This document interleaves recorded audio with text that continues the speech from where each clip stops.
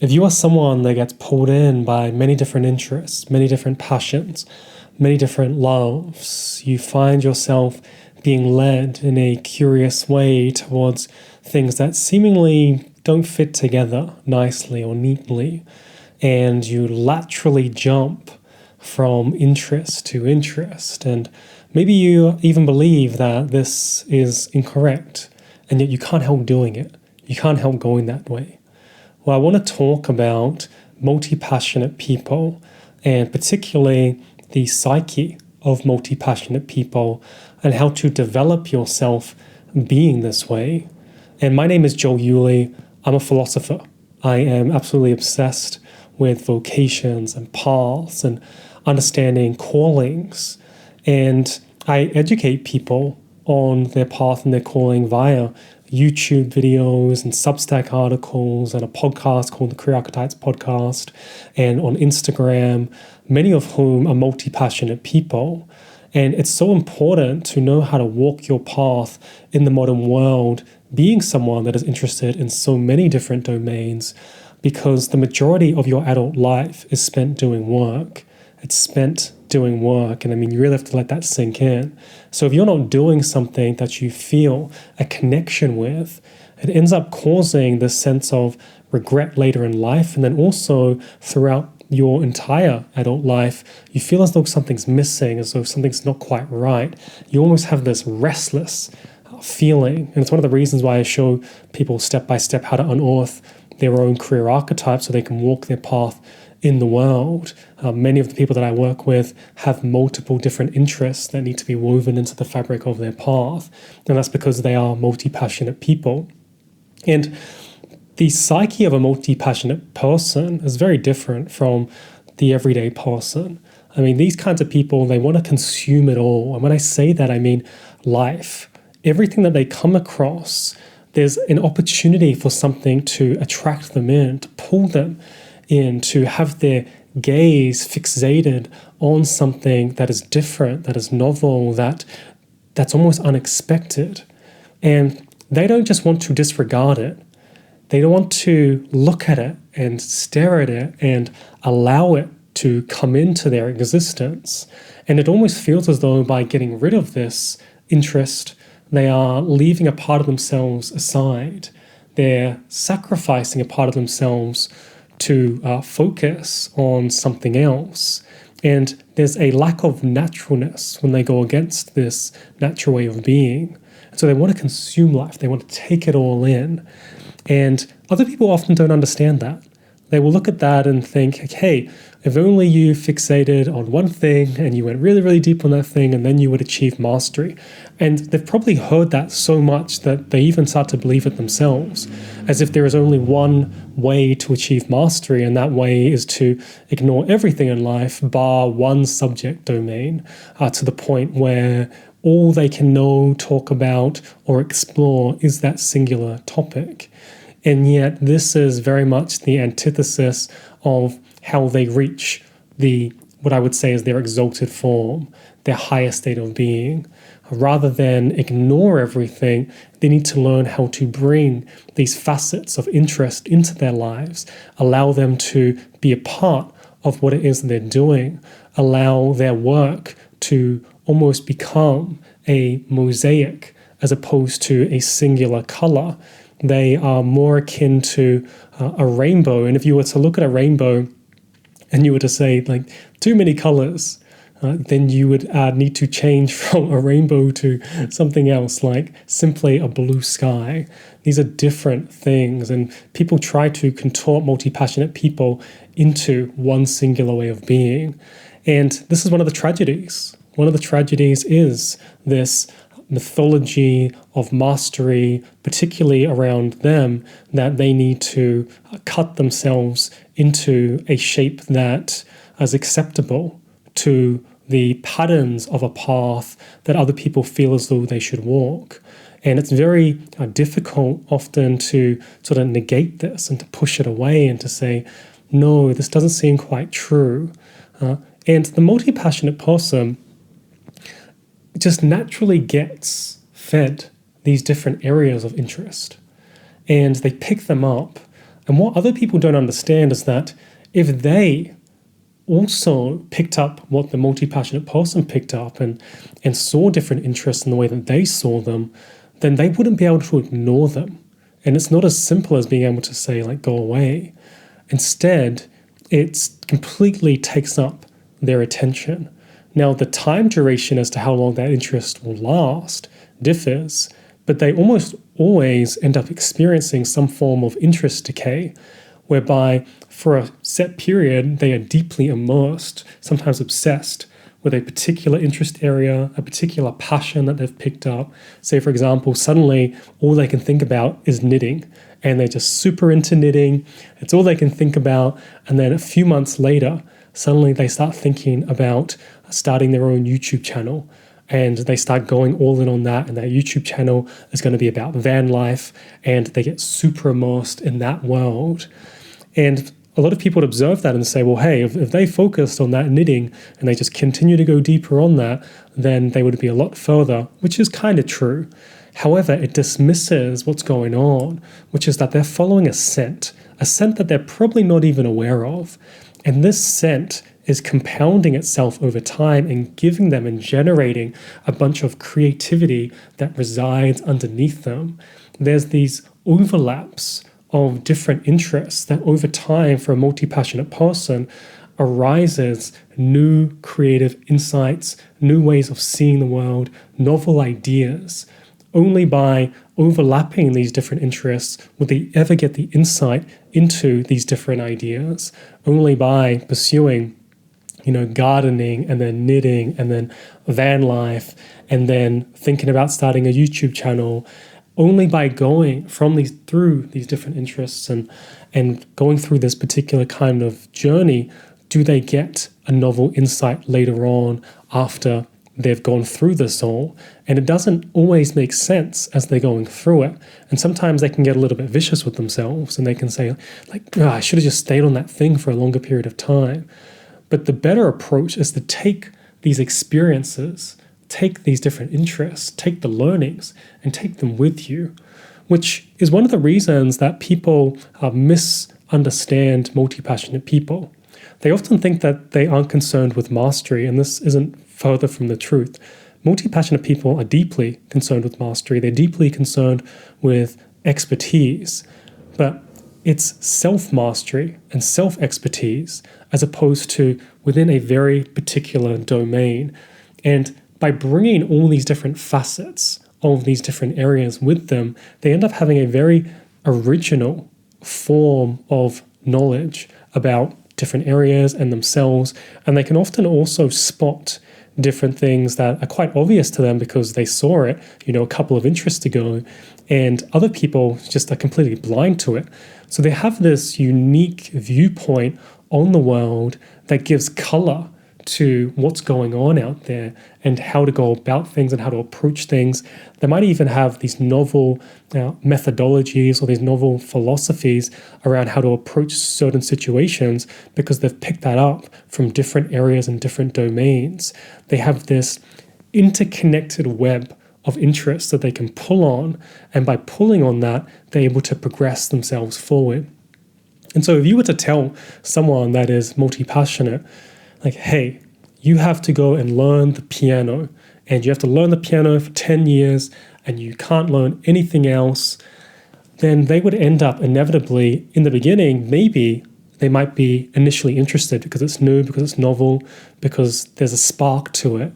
However, after a period of a few months, maybe even they might even get to a full year, but inevitably practice sessions would just start to feel like a slow march of doom, and they would just want to do it less and less and less.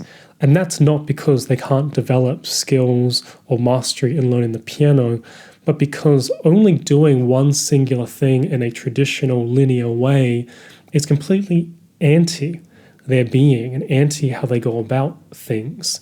There's this sense of movement that they need.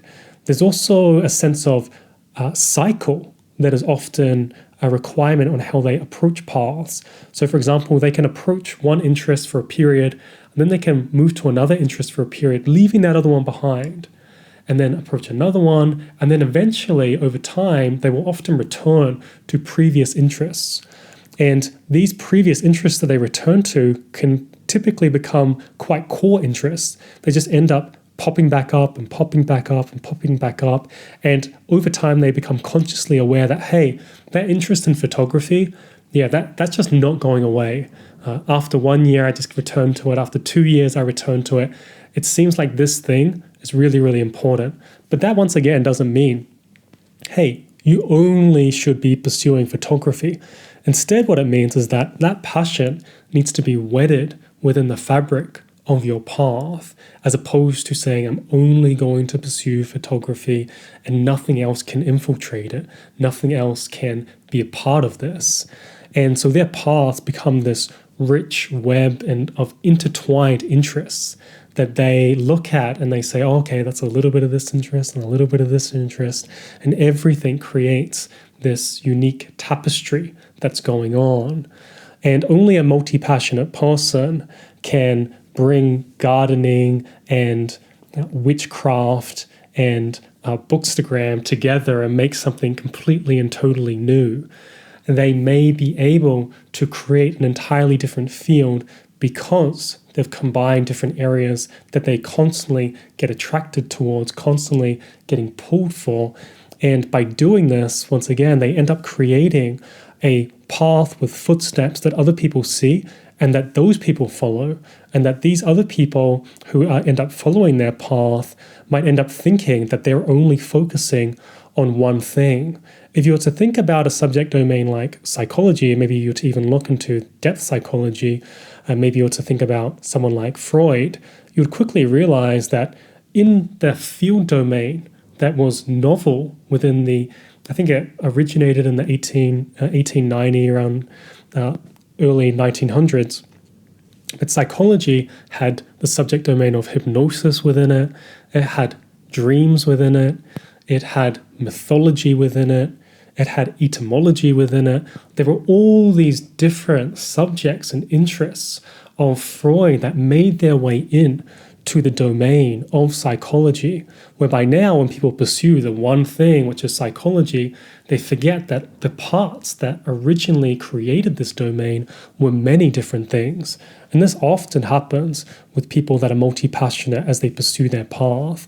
And one of the big things is that they need to accept that they're into many different things.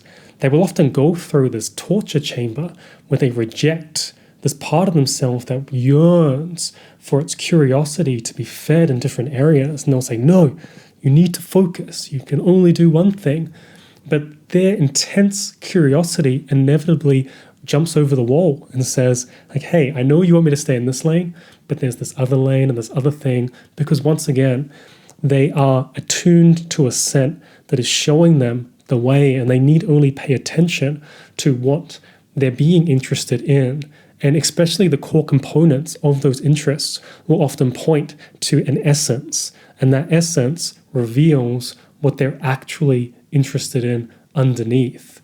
And the more that they get in tune with this, the more that they accept that they are naturally going to want to jump across to different passions, that they are always going to be innately curious and want to do many things, the faster they can reach a point where they allow themselves to walk a path that isn't so robotic or so linear, and instead allows for more vitality and more novelty, which is really one type of way of seeing the lifeblood of the multi-passionate person.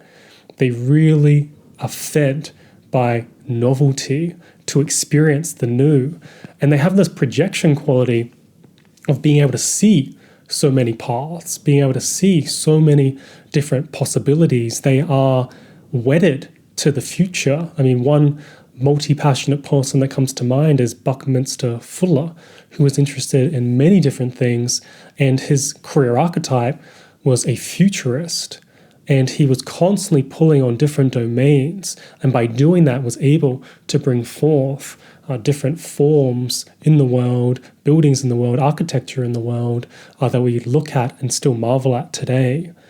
And by really getting in tune with this approach or or this way of life that the multi-passionate person has, you can't help but see the innate creativity that is embedded in them and this overlap of different ideas, this interconnectedness that they have by simply venturing into domains that other people would say that doesn't relate.